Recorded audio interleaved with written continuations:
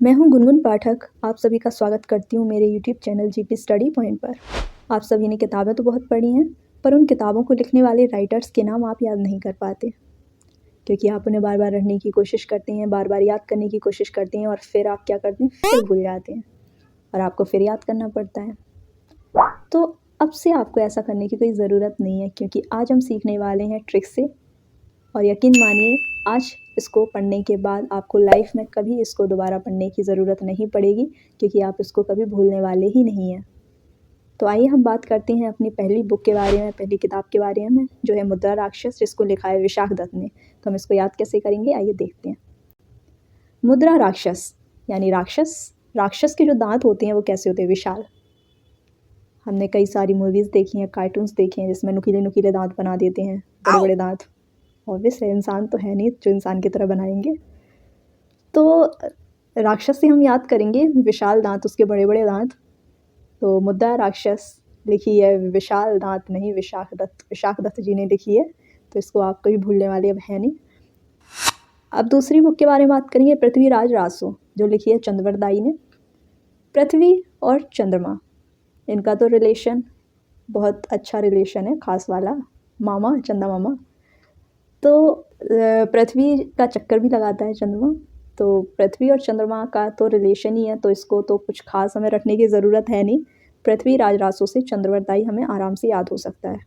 गीत गोविंद, गीत गोविंद, गोविंद यानी श्री कृष्ण। श्री कृष्ण जी के जब हम गीत गाते हैं तो साथ में क्या करते हैं, जय जयकारा भी लगाते हैं, श्री कृष्ण जी की जय बोलते हैं।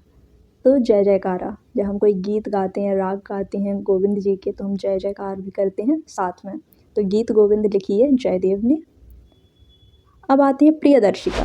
प्रियदर्शिका लिखी है हर्षवर्धन ने। प्रिय, हाँ वही।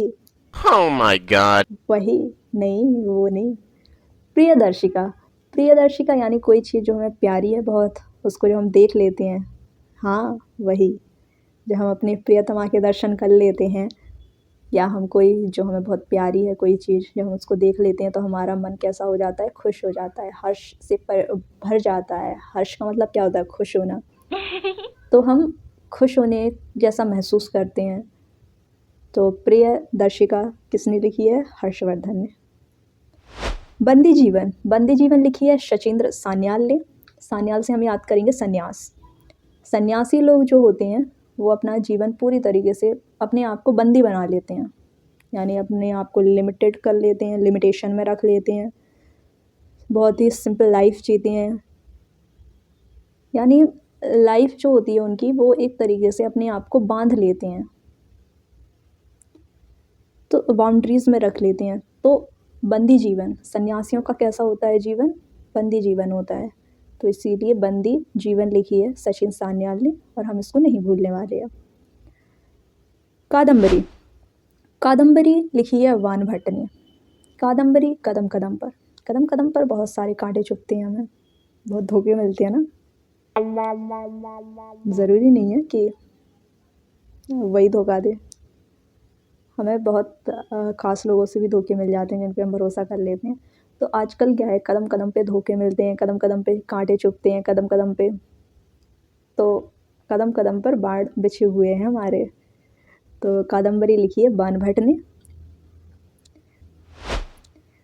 फिर अंधा युग, अंधा युग लिखी है धर्मवीर भारती ने। आज का जो युग है, जो धर्म को नहीं मान रहे हैं, तो वो युग कैसा हो गया, अंधा युग हो गया, सब अंधे हो गए। धर्म की लड़ाई चल रही है, कोई धर्म को मान रहा है तो कोई बिल्कुल नहीं मान रहा है। तो ये युग कैसा हो गया, अंधा युग हो गया है। भारत में रहने वाले कुछ ही लोग बचे हैं जो धर्म को मानते हैं। तो युग से अंधा युग, और अंधा युग लिखी है धर्मवीर भारती ने। बुद्ध चरित्रम, हाँ अगर आपने बुद्ध जी की जो स्टोरी है वो आपने पढ़ी होगी कभी, तो आपको पता होगा कि उनके पास एक घोड़ा था उनका, जो उनका बहुत ही खास था, बहुत क्लोज थे वो उसके साथ में। तो हम उससे याद कर सकते हैं रिलेट करके कि अश्वघोष, घोड़े को ही अश्व बोलते हैं संस्कृत में। तो अश्वघोष जी ने लिखी है बुद्ध चरित्रम। यानी बुद्ध जी का जो चरित्र है उससे रिलेट करके हम इसको याद कर सकते हैं। बुद्ध चरित्र लिखी है अश्वघोष ने। फिर है राजतरंगिणी। राजतरंगिणी राजा महाराजा महल, जहाँ पे हमेशा युद्ध होते रहते हैं, कभी कोई लड़ाई हो रही है, कभी कोई झगड़ा हो रहा है, कभी कुछ हो रहा है, कभी कुछ हो रहा है, यानी कलह मचा रहता है पूरे टाइम।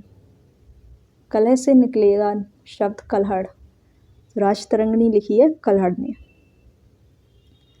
अब हम आखिरी देखते हैं नाट्यशास्त्र। नाट्यशास्त्र शास्त्र, शास्त्र और मुनि ये एक दूसरे से कनेक्ट कर पा रहे हैं। जो मुनि लोग होते हैं वो शास्त्रों को पढ़ते हैं। तो नाट्यशास्त्र लिखा है भरत मुनि जी ने। और अब आपको बताना है कमेंट बॉक्स में कि अर्थशास्त्र किसने लिखी है और रिपब्लिक को किसने लिखा है। अगर आपको पता है तो कमेंट बॉक्स में इसका आंसर दीजिए। और ऐसे ही और बुक्स की अगर आपको वीडियो चाहिए तो आप कमेंट बॉक्स में लिख के बता सकते हैं, तो फिर आपको जल्दी वो वीडियो भी मिल जाएगी। और अगर वीडियो अच्छी लगी हो तो चैनल को सब्सक्राइब करें और बेल आइकन प्रेस करें ताकि आने वाली अपडेट आपको टाइम टू टाइम मिलती रहे नोटिफिकेशन से और आप हमसे कनेक्टेड रहें। Thank you so much.